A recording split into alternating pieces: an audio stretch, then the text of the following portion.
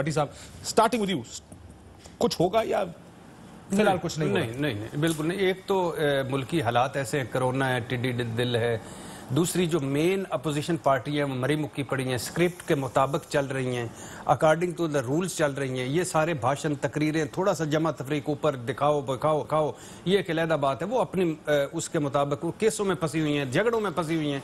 उन्होंने अभी बहुत सारी रियायतें ली हैं, बहुत सारी रियायतें लेनी हैं, बहुत सारा आगे उन्होंने जाना है, स्क्रिप्ट के मुताबिक चल रहे हैं। शहबाज शरीफ जिसको लीड कर रहा है, स्क्रिप्ट मेरा अच्छा, शहबाज शरीफ साहब अल्हम्दुलिल्लाह वो आप लीड कर रहे हैं। मरियम क्वारंटीन में, नवाज शरीफ साहब क्वारंटीन में, जरदारी साहब क्वारंटीन में। अब बिलावल साहब को एक खास रेड लाइन से आगे जाने की इजाजत नहीं है, वहां तक वो जाते हैं। अख्तर मैंगल साहब इसलिए लोहा गर्म था, ये वो परिंदे हैं जो जलजला आने से पहले जरा उड़ जाते हैं, लोहा गर्म हो तो मार देते हैं, वो चोट मार देते हैं। चूंकि GDA MQM उनके साथ अभी इमरान खान उनके तहफ़्फ़ुज़ात दूर करने गए हुए थे, और 80% इसमें कोई शक नहीं है। 13 या 16 नुकात MQM के हों, GDA के हों, 12 नुकात हों, 4 मीटिंग्स वो लीग की हों या मैंगल की हों या बाप हों या आज़ाद उम्मीदवार हों, जो वादे किए थे वो पूरे नहीं हुए 80%, इसमें कोई शक नहीं। लेकिन ये अभी एक हल्का सा है, पहले भी वो 10-12 अरब रुपए बलूचिस्तान के नाम पे अब भी कुछ को करके कर लेंगे, लेकिन इससे कोई बड़ा फर्क नहीं पड़ेगा, कोई बड़ा फर्क नहीं पड़ेगा, कोई फर्क नहीं पड़ेगा। वसीम, आप क्योंकि अब या तो अगर अग्री करते हैं आप भट्टी साहब से, वसीम बदामी नहीं है, इमरान आपको लगता है कि कोई फर्क पड़ेगा इससे? नहीं, फर्क नहीं पड़ेगा। आप देखें ना, हर हसास मौके के ऊपर मैंगल साहब ये करते हैं, उनका ट्रैक रिकॉर्ड है।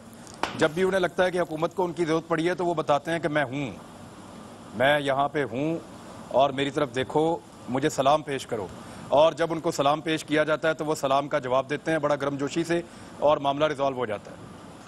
सो आपको भी लगता है कि और बलूचिस्तान के नाम पे सलाम, बलूचिस्तान के नाम पे? हाँ, लेकिन मैं उनको सुन रहा था, उनके बहुत से रिजर्वेशंस में तो डालना है ना सलाम आपने अपना, साथ में ये भी देखना होता है क्योंकि रिजर्वेशंस भी हैं बलूचिस्तान के, मैंगल साहब के। अगर आप उनके जो 6 नुकात किसके साथ नहीं छोड़ के हुकूमत चले जाएं, फिर रिजर्वेशन दें तो फिर हर दफा कोई ना कोई खर्चा लेके चुप क्यों कर जाते हैं?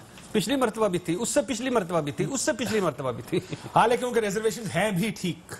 बहुत से इश्यूज ऐसे हैं इस वक्त जिनके ऊपर हुकूमत को नजरसानी करनी भी चाहिए, लेकिन वो बलोचियों का मसला है ना, बलोच सरदारों का नहीं है, बलोचिस्तान के लोगों का मसला है। सरदारों ने अगर लोगों की बात की होती है आज, तो आज बलोचिस्तान। अच्छा, वैसे इमरान मैं भी अगर मुझे ऐड करने दें, मैं कुछ कहने लगा हूं। आज इमरान ने बड़ी अच्छी बात की। मैं ये कहता हूं कि हर रोज बलोचिस्तान मेरा दिल है, आई लव बलोचिस्तान, लेकिन हर मर्तबा बलोचिस्तान की दुकान लगाते हैं, और जो बलोचियों और बलोचिस्तान का हाल कर दिया इन वडेरों ने और इन जगीरदारों ने, इन सरमाया का, इन लैंड लॉर्डों ने तबाही फेर दी है। पता है, 2 जिलों में खांसी के शरबत के साथ रोटी खा रहे हैं दुनिया, कोई हाल नहीं है। और मैं अगर इसमें ऐड करने दें मुझे, हाँ, कि गो कि मैं ये मानता हूं कि बहुत से मसाइल जेन्युइन भी हैं, लेकिन बलूचिस्तान में पिछले 60-70 साल में फौजी अगर आप अदवार थोड़े से निकाल दें तो इन बलोचों की हुकूमत भी रही है। अभी बलूचिस्तान अवामी पार्टी बलोचों की पार्टी है। इससे पहले आपको याद होगा मालिक साहब या जहरी साहब वजीर आला थे, दोनों बलोच हैं। उनसे पहले आप चले जाएं, रईसानी साहब वजीर आला थे पीपल्स पार्टी के दौर में, वो भी बलोच है। इतने साल हर साल पे अगर बलोच समझता है कि उसको उसका हक नहीं मिला, तो कहीं ना कहीं उसका जिम्मेदार वो रहनुमा, वो लीडर, वो सियासतदान भी है बलूचिस्तान का, जो इतने साल अगर आप हुकूमत में रहें, 5-5 साल सारों ने पूरे किए, हुकूमतें चलाई, लेकिन अगर आपको कुछ नहीं मिला, इसका मतलब इसमें कहीं ना कहीं जिम्मेदारी, इसमें कहीं ना कहीं ये मसला बलोच सरदारों का और बलोच जो लीडरशिप है उसका भी है। ये फिर भी मैं कहूँगा कि बहुत से मसाइल ऐसे हैं जिसमें गवर्नमेंट्स को भी अपना रोल प्ले करना होता है, वफाक को अपना रोल प्ले करना होता है।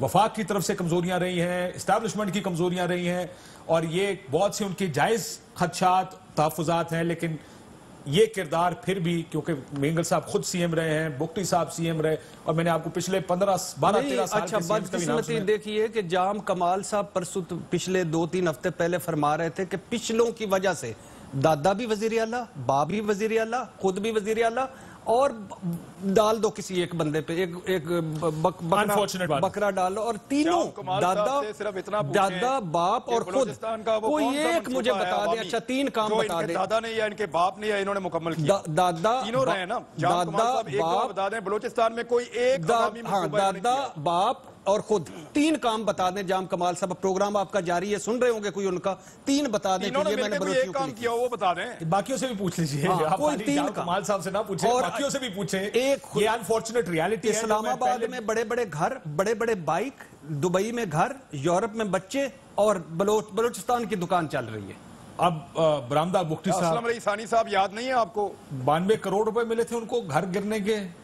اور وہ کورٹ سے وہ سیکٹری صاحب جس کے گھر سے وہ مشینیں تھک گئی تھی، مشتاق ہر کوئی ایسے ہی. مشتاق ریسانی. ہاں ریسانی صاحب، مشتاق سیکٹری فائنانس. آپ لوگ کیا کر رہے ہیں؟